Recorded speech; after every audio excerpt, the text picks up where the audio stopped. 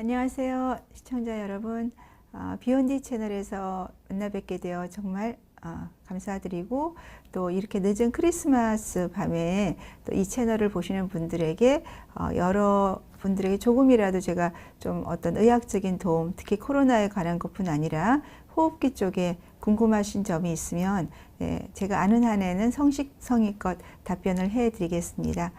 질문을 올려주시면 제가 설명을 드리고, 또 그 필요할 때마다 제가 갖고 있는 슬라이드를 같이 참조해서 설명을 드리도록 하겠습니다. 네, 지금 첫 질문이 올라왔습니다. 오늘도 최고치를 찍었는데 일본이나 대만, 중국 이런 국가들은 코로나가 잡히는데 우리는 왜 안 잡힐까? 이런 질문이신데요. 지금 질문하신 일본이나 대만, 중국 같은 경우는 입국이 굉장히 엄격하게 제한이 되어 있습니다. 특히 대만이나 중국은 입국 후에 격리 기간이 3주가 되기 때문에 우리 체내 바이러스는 보통 한 1에서 2주 정도가 되면 대부분 사멸이 되거든요. 3주까지 하면 거의 대부분이 감염이 없게 되겠습니다. 다만 이런 국가들에 비해서 우리나라는 입국 제한이 좀 덜 엄격하죠. 그렇기 때문에 그런 면도 있고, 또 두 번째로는 우리가 위드 코로나를 조금 너무 전면적으로 시행을 했기 때문에 확진자가 더 많이 늘어났고, 또 겨울이라는 그런 특수성이 있는 시기에 위드 코로나가 시행됐기 때문이라고 생각합니다.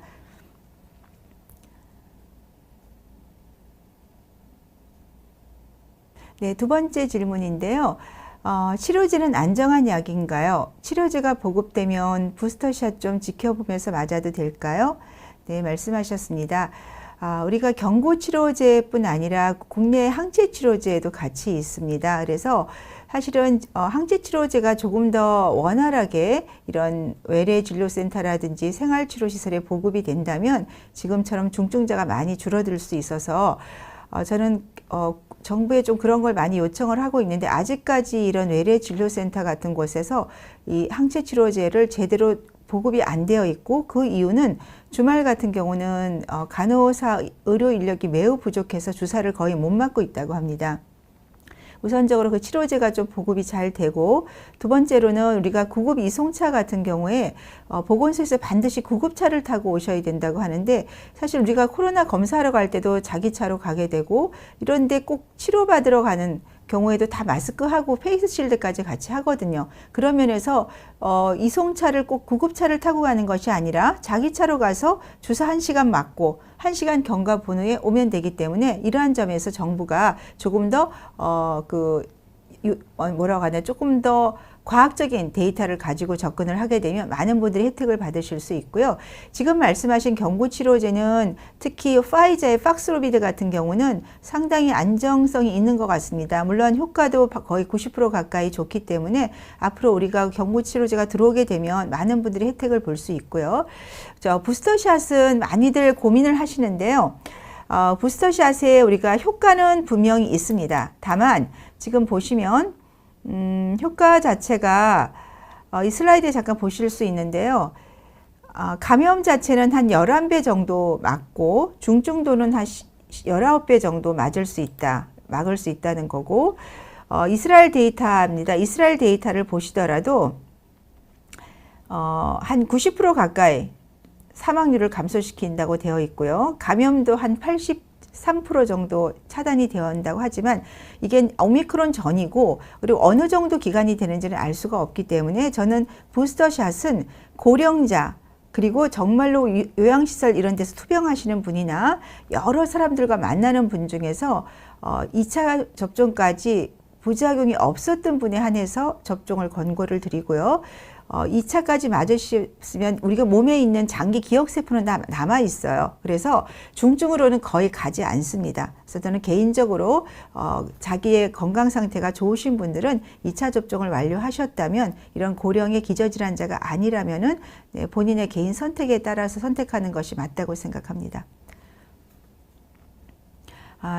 코로나는 독감보다 위험한가요? 문의를 하셨습니다.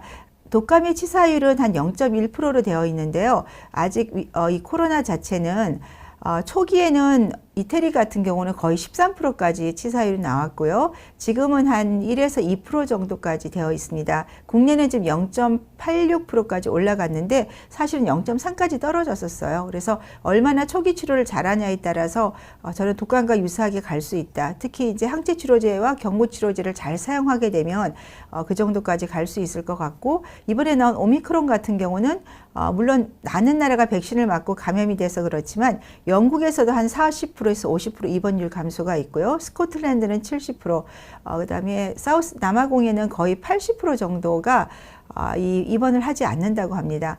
그렇기 때문에 앞으로는 독감과 유사하게 갈 수도 있을 거라고 저는 기대를 합니다만 조금 더 지켜봐야 될 것 같습니다. 백신 패스 때문에 맞으려 하는데 한 번 맞아도 백신 패스를 해주나요?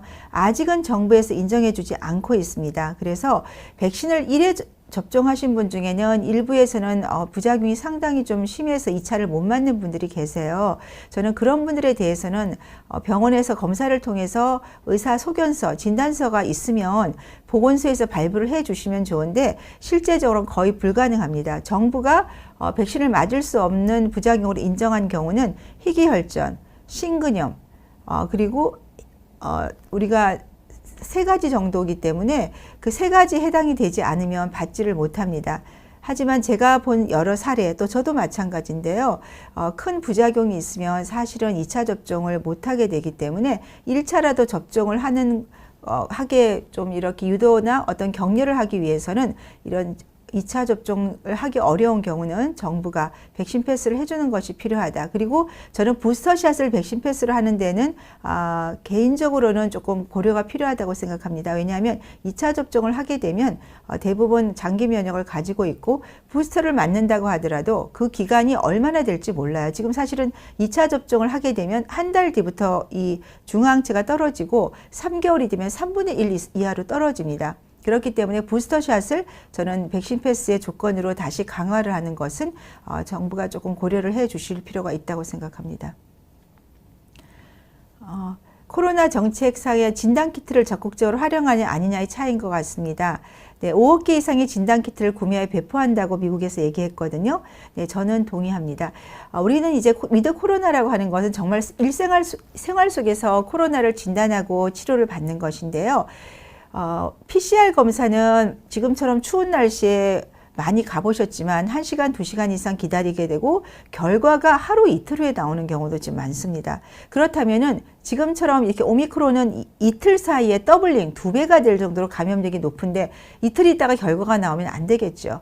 그리고 우리가 바이러스가 대부분은 무증상 상태 3일부터 한 4일, 5일 정도까지 나와요. 증상이 있기. 그러니까 일주일 사이에 대부분 많이 나오고 지금 인도 같은 데는 오미크론이 70% 이상의 무증상이라고 되어 있고요. 전체적으로는 거의 40%가 무증상입니다.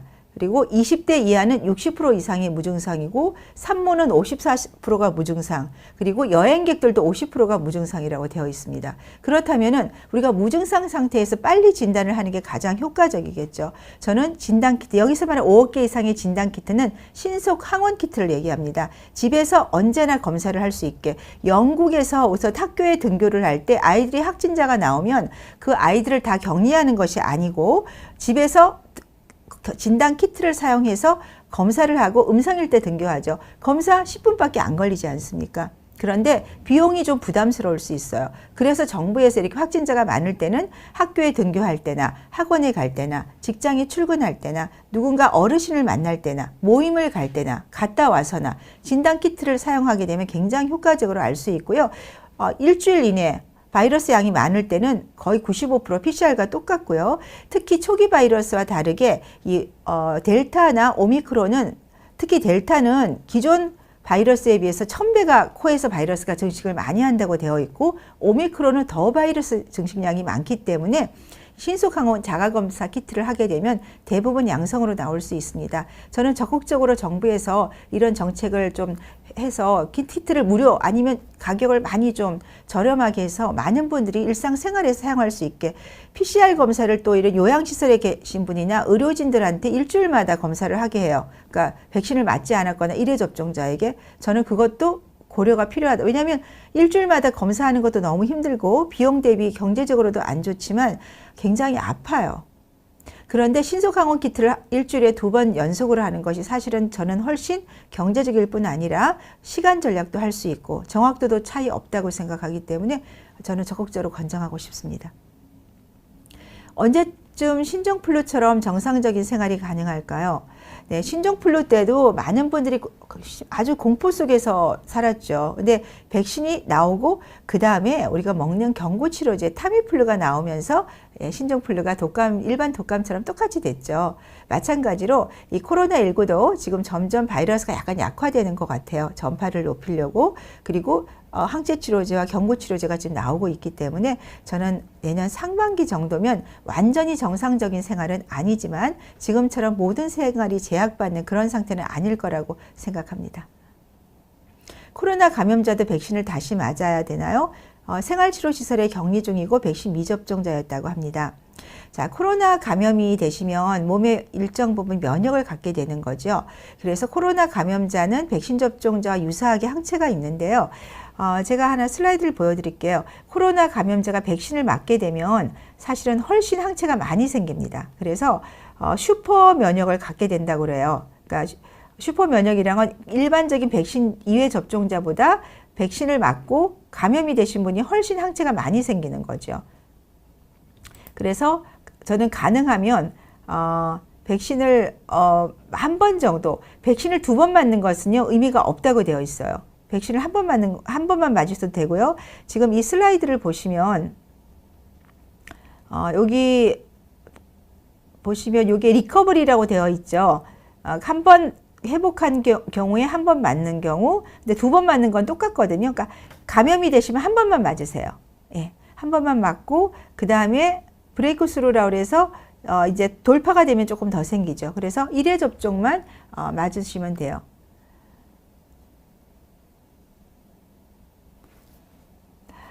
여기 조금 질문들 중에서 조금 궁금해 하시면서 조금 이제 그런 말이 있으신데요. 무증상 확진자가 말이 된다고 생각하시나요? 이런 말이 있습니다. 무증상이라고 하는 건 본인이 바이러스를 가지고 있어요. 근데 본인이 증상을 못 느끼는 거거든요. 우리가 특히 델타 같은 경우는요, 증상이 없지만 감염이 되신, 특히 백신 맞은 분이 이제 증상이 없거나 일반적으로도 증상이 없을 수 있죠. 바이러스 양이 굉장히 많이 나옵니다. 단지 본인이 증상이 없고, 제가 아까 분명히 60%, 20대 미만은 60%까지 무증상이라고 말씀을 드렸고, 전체적으로 40%, 이게 제가 하는 얘기가 아니고요. 아주 권위 있는 학술지에 대규모 스터디에서 나온 거예요. 2천만 명 이상을 데이터를 분석한 겁니다. 그래서 그 점에 대해서는 좀 이 코로나19의 특징이 그렇다는 거, 특히나 건강한 사람은 본인이 과거에 교차 면역이라고 그러죠. 코로나19 바이러스 교차 면역을 가지고 계시기 때문에 무증상이 상당히 많다는 걸 말씀드리고 싶습니다. 코로나 감염자도 다시 아까 말씀드렸죠. 1회 접종을 하시면 슈퍼 면역을 가질 수 있기 때문에 1회 접종은 제가 권고를 드리고 싶습니다. 네. 백신 패스를 하는 건 백신을 강요하는 게 아닌가 싶은데요. 백신 패스요. 네, 저도 백신 패스라고 하는 것은 불가피하게 확진자가 많을 때 저는 고위험 시설에 대해서 적용하는 것에 대해서는 한시적으로 동의합니다. 다만 백신을 맞을 수 없는 분들이나 1회 접종 후에 부작용이 있는 분들, 이런 분들이 모든 곳에 백신 패스를 적용하는 것에 대해서는 저는 정부가 분명히 고려를 해 주셔야 되고요.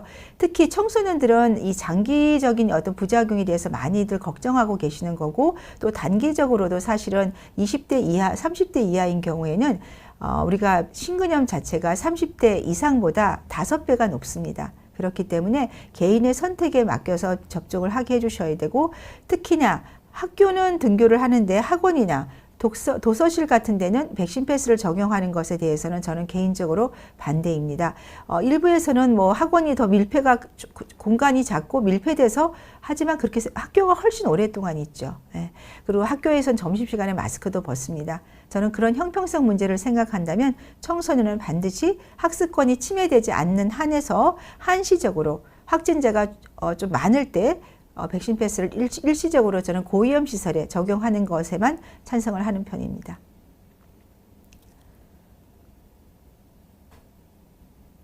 네. 미 연구진에서 오미크론에 대해서 마스크를 KF94를 써야 된다고 했거든요. 네, 맞습니다. 미국에서는 보시면 국내에도 가끔은 있지만 이렇게 그냥 면 마스크라든지 이렇게 뭐 목에다 두르는 거 이런 걸 쓰는 분들이 상당히 있어요. 그리고 이렇게 그런데 사실은 이 우리가 에어로졸이라고 그러죠. 바이러스가 이렇게 비말로 튀어나올 때 여러 가지 이렇게 좀 많이 뭐라고 하죠? 비말이 쌓여 있는 건 무거워서 바닥에 떨어지는데요.